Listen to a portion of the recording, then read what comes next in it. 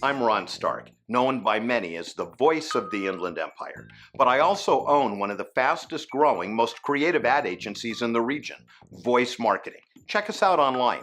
We work with clients ranging from the county of San Bernardino to the star of the hit TV show Hoarders. We specialize in both business to business and business to consumer marketing. If you'd like more customers, call or email me personally, and let's talk.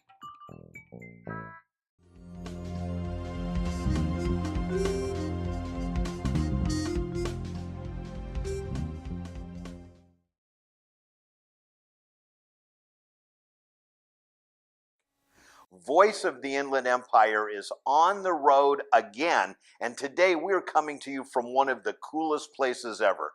We are at the Chaffee Community Museum of Fine Art. Very good. I got that right? You did good. And equally important is not where we are, but who we're with. And we are joined, that was kind of nice, huh? Yeah. You're welcome.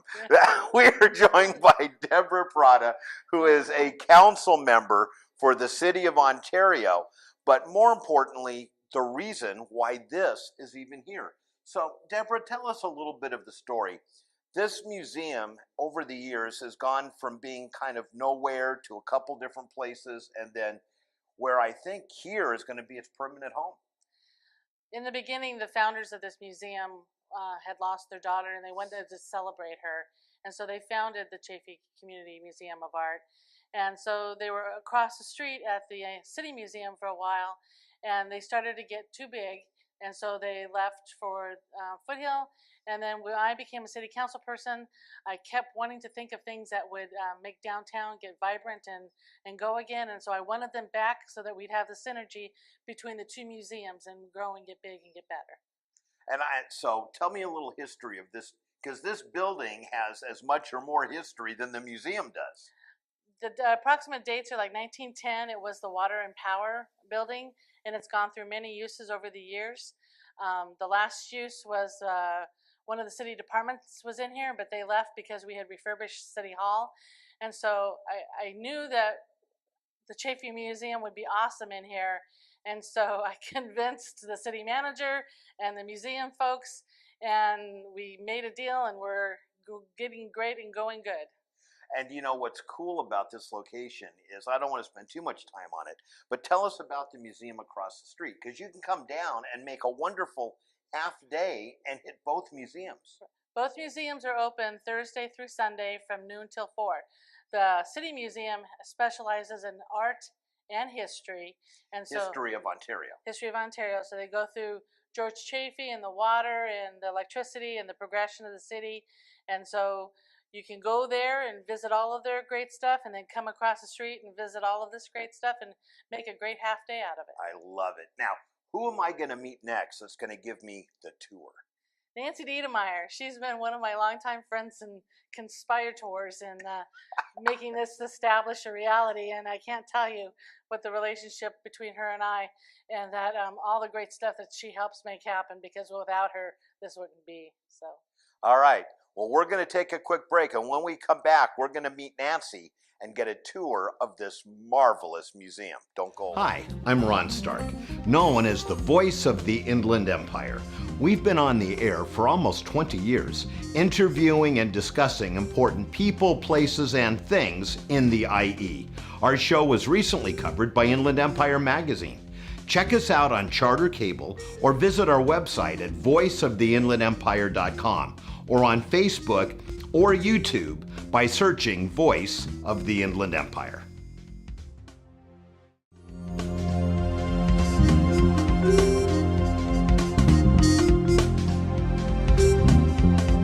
We are now joined by the chairman of the board, Nancy Diedemeyer, who is going to give us a little bit of history, and then I'm really excited. You're going to give us a personal tour of the whole museum, aren't you? Yes, I am. That's awesome. Now, we chatted with Deborah a moment ago, and she gave us a little bit of the history, but I think there's even more detail to that. How did this all come to be? The museum was founded in 1941, and we have had several locations over the 75 plus years that we've been in operation. But we are here we've been in this location since 2013, and our plan is to stay here forever. I love it. Now, where are we at right now? This is the entrance to the museum. This is our lobby area. In here is where you'll be greeted by our museum coordinator and other volunteers who work here. Behind us is our museum store where we offer works of art for sale. Wait, so everything in here is for sale? It is indeed. If I see something I really like and I get you to look in the other direction, can I just... No. No. Thought I'd ask. Okay, fine. Be that way. Everything in here is done by a member of CCMA, and all of our members are alive and well and working in the Inland Empire. See, and I like that, especially the part where they're all local artists. They are. And when you come here, and I'm sure we'll talk about it later, but you also have opportunities where people can come and actually meet the artists and talk to them about their work. And that's really cool. All right, well, I'm ready for the tour. Are we heading that way? Let's go. Let's go. Oh, I love this room. So tell me about what we're looking at now. This is our main gallery. It is the largest of our 4 galleries. Right now we are exhibiting the work of the Mid-Valley Arts League, their annual members show. We can exhibit between 80 and 100 works of art in this gallery. Wow. Now, how often does the art in this gallery change? It changes every 2 months, so you can visit the museum very often and never see the same thing twice. I love it. I love it. All right, where are we going to go next? We're now going to go to the South Gallery. All right, let's go check it out. Oh, I love, now the South Gallery, this is a little more intimate. Yes, it is. The South Gallery has 2 separate rooms to show art. Normally in this room we are exhibiting the work of a smaller group of artists, generally 3 to 5. So you have a good chance to see the work of local artists in a close and intimate setting. I love it. I mean, it's just, the works from room to room are just amazing. Now, South Gallery has 2 parts, and I see another part right next door. That's right. Let's check this out. Okay. Now, this room's a little bit bigger. What are we looking at in here? This is an extension of what we just saw in the other room. This would be the same artists that are exhibiting in this is all part of South Gallery. Got it. Okay, so it just gives you, so between the 2 halves, how many pieces of artwork might we normally see? This room would exhibit between 20 and 30 works of art. You know, how wonderful. You know, come down by yourself, with a loved one, with the whole family. And this is just, this is culture at its finest. Okay, where are we heading next? We're going to go into our Spotlight Gallery. Okay, oh, that sounds exciting. Am I going to be in the spotlight? No. Oh. All right, let's go. Well, Nancy, you look awful comfortable sitting there. I am, thank you. And who normally sits here? Normally this would be where the artist who is exhibiting in this, our Spotlight Gallery, would be sitting. Now that's cool. Does that happen with regularity? Meaning if I'm down here on the weekend checking things out, I might actually meet an artist? You might. You also would have 100% chance of meeting an artist if you would come to our monthly artist reception. Are those always the same date and time roughly during the month, or does it vary? They're always on Sundays. The actual date varies, but it's posted on our website. Oh, and what is your web address? www.chafeemuseum.org. And in case you heard it or didn't hear it, we're adjacent to the train track, so we just got accompanied by the train whistle. Yes, which we I did. love. So give me that web address one more time. www.chafeemuseum.org. And check it out, and you'll see all of the upcoming events and everything that's going on. That's Now, right. next, you have a little area for young people to exhibit. We do indeed. Let's take a look. And Nancy, tell me about the Young Artists Alcove. This is a special part of the museum. We dedicate this little alcove to high school students. What we found is that high school artists have fewer opportunities to display their work than college students. So we decided to devote this one tiny area of the museum just to high school students. I love it. Our future budding artists. Yes. All right, where are we going to head next? We're going to go to our final line gallery where we exhibit from our permanent collection. Oh, that sounds good. Let's go. Well, Nancy, I'm almost sad. Actually, I am sad. This is our final stop, and what we've covered in just a few moments, I could literally have spent a couple of hours here enjoying, but we're now standing in your Founders Corner. Tell me about that. This is our line gallery. It's dedicated to works of art from our permanent collection. In one corner, we have pictures, portraits of our founders, Helen and Frances Line, and their daughter Barbara, for whom the museum was established. The works of art in this gallery come from our permanent collection, more than 200 works of art, and it changes every 3 months.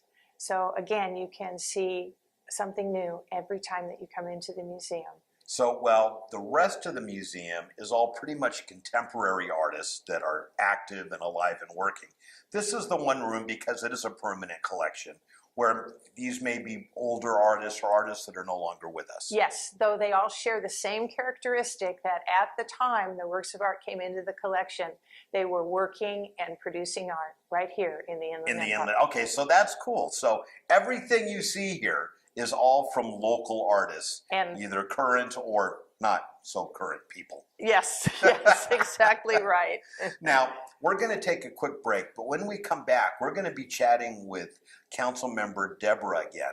And what is she going to be telling us about? Something pretty cool that's coming up. Something very cool that's coming up. On September 15th, the City of Ontario is holding its very first inaugural Arts Festival. It'll be here on the campus between the two museums, and will include, it's a whole festival of both visual and performing arts. I love it. All right, well, we're going to take a quick break, and when we come back, we're going to check with Council Member Deborah Prada and learn more about the first inaugural Ontario City Art Festival. Don't go away. We will be right back.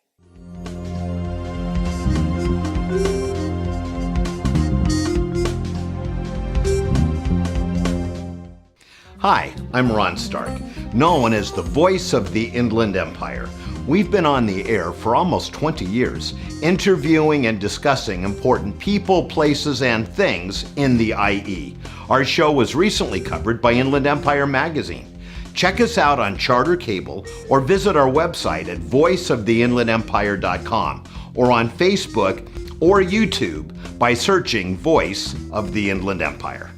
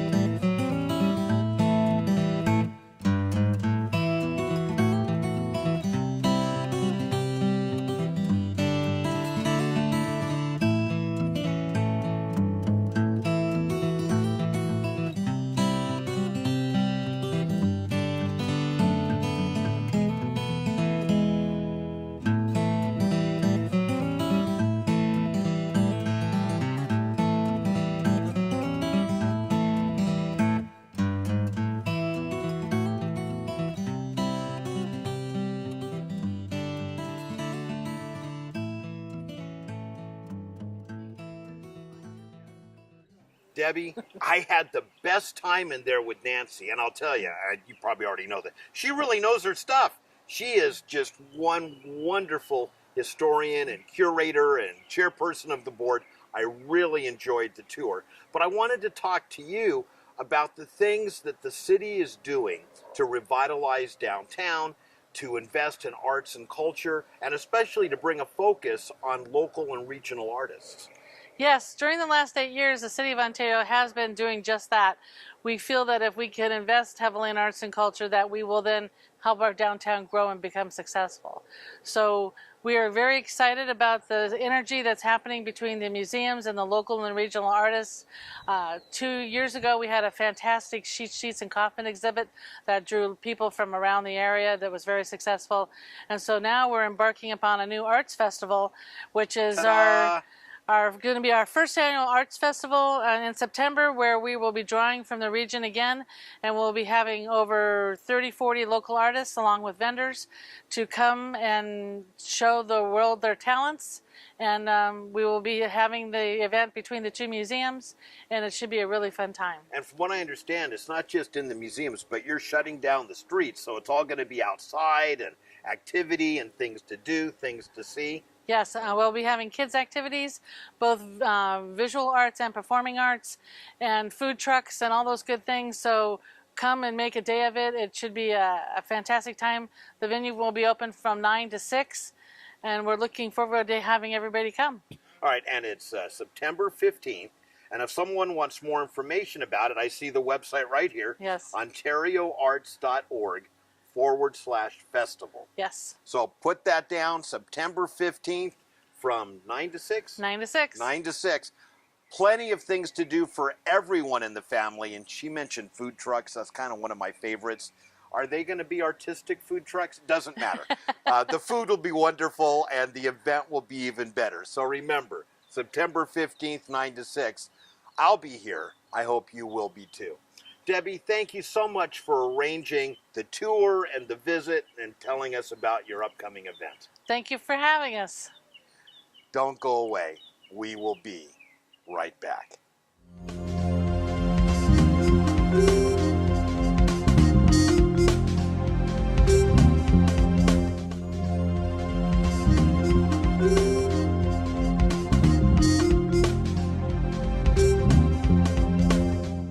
And welcome to another episode of What's Upland.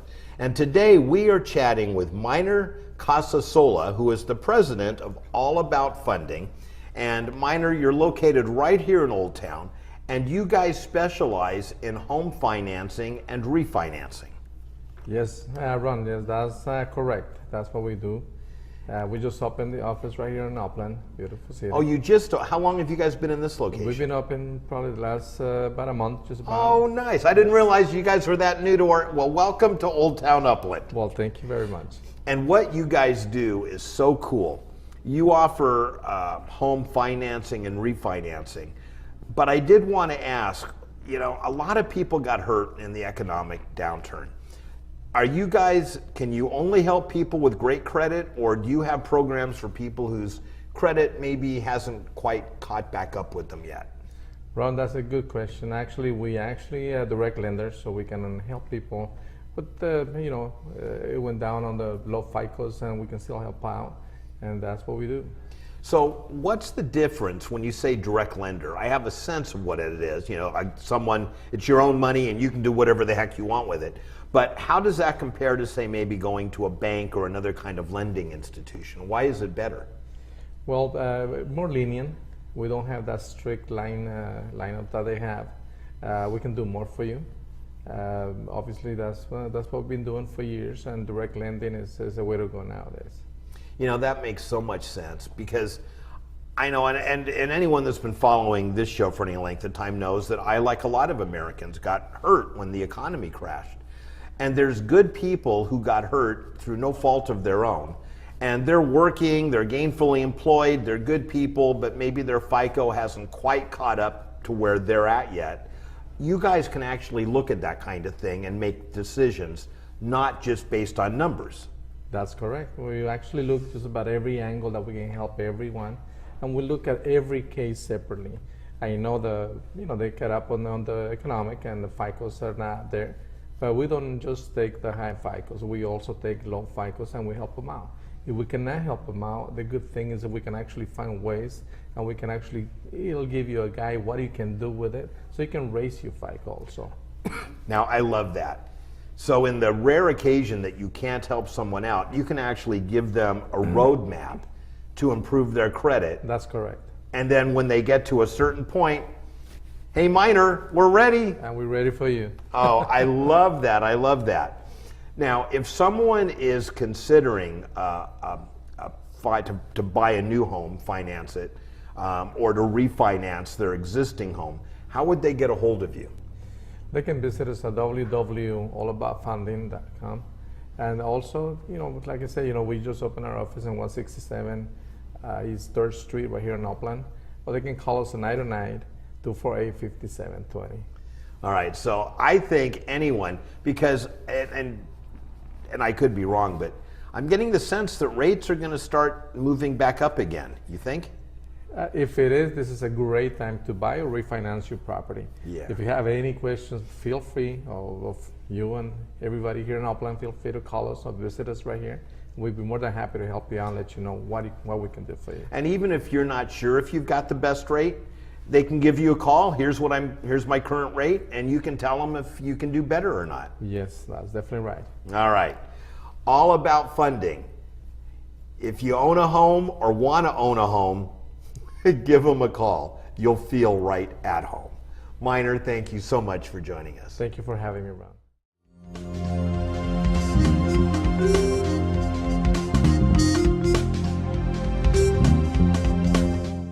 Welcome to our newest segment that we proudly call What's Upland. And in this segment, every week we're going to meet a different business from Old Town Upland and learn about who they are, what they do, and what they have to offer. And I am thrilled that our first visitor is Nikki Voskerichian, and you and your husband Neil are the owners of Rescue Brew. That's right. And it is so cool having a microbrew right here in town. And I don't know, but I shouldn't say we, but I know I waited with bated breath for it to open. And my employees did too, because I told them once you opened, I'd take them all there. So they were excited about it. But the name, Rescue Brew, tell me a little bit about that. Well, it started out, I had been involved with animals my whole life. So I wanted to incorporate that somehow, some way. And the first thing I came up with, I was going to make dog biscuits from the spent grains. Left over after my husband brews. What else to do with it?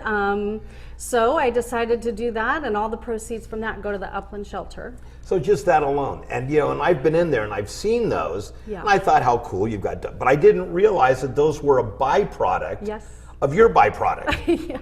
Yes. Okay, so what other things do you guys contribute to? So we also try to help out. We want to give back to the community. So we had incorporated into giving back some of the proceeds from the beer and the merchandise to our Upland PD, our fire department, anything we can do, to give back in some way. And that's great, because given the kind of national level bashing that these incredibly brave souls have gotten, I think it's so nice that there's a business that says, hey, we love you, we mean it, and we want to give back and help. Yes. So if you're a fireman, policeman, in the military, you get 10% off every beer every time you come in. Nice. We do patches. Bring your patch too, because we collect patches for each rank department. So yeah, we want to recognize and give them the recognition they deserve. And then, as if that's not enough for us, regular folks, you guys are dog friendly. Yes, we are. And we also hold every other month a pet adoption at the last Sunday of every month. So that way we help out either a shelter or a rescue, just depending on which month it falls on. Yeah. It is so cool, because I've got a little Shih Tzu. And we can walk into town and I can get a beer. He usually gets a pint. And no, he doesn't. But he does usually get one of your treats. I wanted to make some doggy beer. That would be so cool. A little bowl doggy beer. Just do near beer. Now, I want to spend the last minute or so. Every time, and I'm not a beer drinker. I don't dislike beer, but I'm a wine guy. Yeah. But the thing that hit me the minute you have so many different choices. Yes. That even someone like me that isn't a beer aficionado, every time I have found a beer that I have loved, and I really like that taster thing that you guys do. Yes, our flight. Yes, you get 6 4-ounce tasters, so that way you can sample quite a few. Yeah, we try to give a little bit of everything, so I'm sure you'll find what you like. And your range goes from very light, blonde type beers to some very dark, robust beers. Oh yes, our stout and our porter, we have a 10.4 stout, which is 10.4 ABV. So it's up there. It's a strong drink, but it's very good. Everything is very tasty. Well, I love it, and I encourage everyone. And right now, you don't have a restaurant, but you encourage people to visit any of the restaurants in town. Absolutely. We also have a few of the restaurants, Polly's Pizza and Daddy-O's, will deliver down there. So they'll actually deliver? They will deliver it. We work that out with them before we open, so that way, we try to help our community. We want everybody to work together and, support each other. So, I can't think of anything much big, because I love Polly's Pizza. It's like the best pizza I have Yes, ever had it in the is world. very good. You're welcome, Polly. But to have them bring down a pizza, some Yes. friends, some beer, Yes. is there anything much better than that? No. I don't think so either. So, Nikki, if someone wants to know what's going on, when and where and how at Rescue Brew, how can they do that? You can visit us at our website, www.rescuebrewingco.com. We have a Facebook page, Rescue Brewing Company. Our Instagram is Rescue Brewing Co. And we also have a large calendar in our location that will update you on everything going on as well. So if you don't know what's going on at Rescue Brew, it's your fault, not theirs. So check out the website, Facebook page. I love to go there and hang out. And if you see me, come by and say hello. We'd love for you to come by. Nikki, thank you so much. Thank you for having us. I'm Ron Stark, known by many as the voice of the Inland Empire, but I also own one of the fastest growing, most creative ad agencies in the region, Voice Marketing. Check us out online. We work with clients ranging from the county of San Bernardino to the star of the hit TV show Hoarders. We specialize in both business to business and business to consumer marketing. If you'd like more customers, call or email me personally, and let's talk.